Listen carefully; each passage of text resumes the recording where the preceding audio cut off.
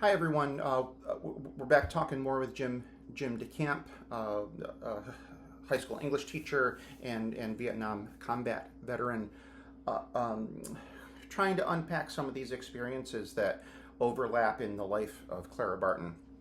And one of the things that I've actually heard from a lot of healthcare workers and nurses and social workers is that they see Clara's example of coming away from all this experience of trauma, stepping forward and actually taking care of herself, um, uh, going to a systematic care facility that was meant to do this, coming out of that, not only feeling better, but actually devoting the second half of her life to her biggest work, which was the creation of the American Red Cross in Dansville, New York.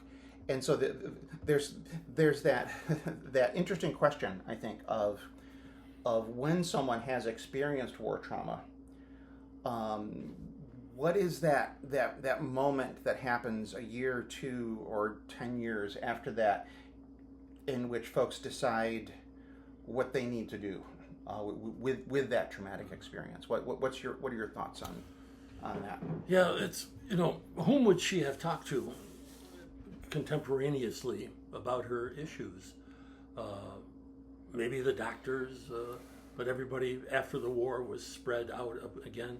Mm-hmm. There were no organizations that existed. There were the Grand Army of the Republic, but I don't know if there was any Grand Army of the Republic or the Sons of the Confederacy for the nurses and the doctors and like as a support system. yeah, as right? a support system. Yeah. And and I did, of course, talk to many people at all, and for many years, and it was about 40 years after I'd been home, and I was at the local VA, the Batavia VA, and I was applying for benefits, which I had never used. I didn't really think I could use them.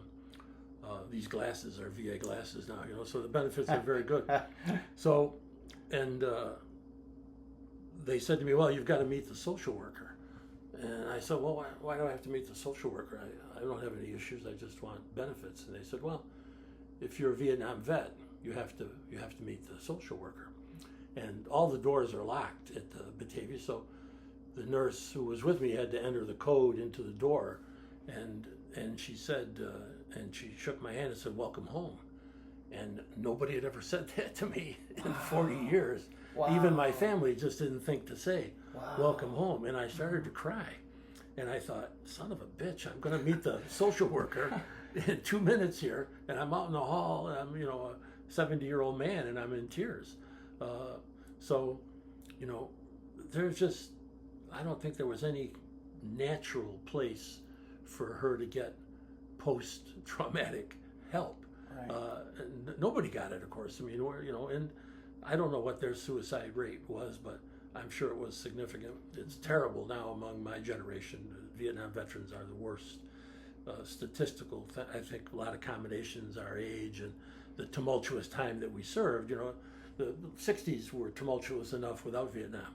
So, people came back. One of the local boys from Geneseo said he woke up in Vietnam and he hadn't even been to the State Fair yet.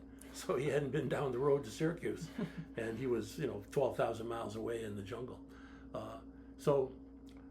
And we came home just on a plane, and then you were on the streets with no decompression, no camaraderie. You went over with strangers, you came home with strangers, and you were dumped back into in that era, an very uncaring country.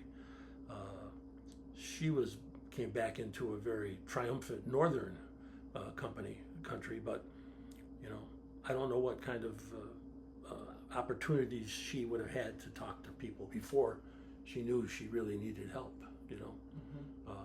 And fortunately she got it, and now you think of the thousands and maybe millions of lives the Red Cross has saved since. So. Yeah. There's a lot of people in Dansville that are really proud of the fact that it was in their small town that she and a whole bunch of other people recovered from a wide variety of mental illnesses, and in Clara's case, she went on to create this amazing public health institution. It's the sort of thing where there's a whole bunch of little stories that come from the home on the hill, the Jackson Sanatorium, stories of folks that recovered, stories of famous people who came in to speak, like Frederick Douglass or Susan B. Anthony, and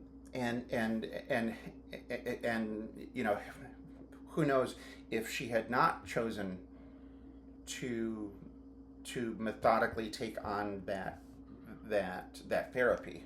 Okay, given some of the indications of how unwell she was, she may have ended up in other institutions of the time, which were much more difficult, the locked institutions for people with mental illness and disability, and that were really horrible places. So she's an example of someone who steps forward and says, "Yes, I need some help." Yeah. And then we can see the consequence of that. Yeah. That decision. You could call it fate. I think it's more serendipity. Yeah. That these two things existed at the same time. This very peculiar gentleman who built this beautiful castle on the hill with this, healthy regimen of living, and the fact that she found her way there and was cured, and then hung around long enough. It's a very small little town. It's an industrial town. It's always been a hard scrabble town. It's the roughest town in the county, and I'm sure it was back then. So she was. It wasn't the elite. It wasn't Rochester. It wasn't the Susan B. Anthony's circle of friends. It was a lot more common, and then that's where she landed. So, yeah. I think it's a reminder of all of those nurses, those counselors, those social workers, those public health workers that do this amazing quiet work that change lives in some ways, and often never hear what the result of it is. I often think that there are ripples and there are wakes, and if somebody dies, that's just a stone in the pond, but the ripples are tens and then hundreds and then thousands of people who knew that person, and then the wake, of course, is what comes behind the literal wake in the water, and that's what's plowed ahead and what is followed. So she had ripples and a hell of a wake too. Really. Great, thank you, Jim. Yeah, thank you. You're welcome. Thank you.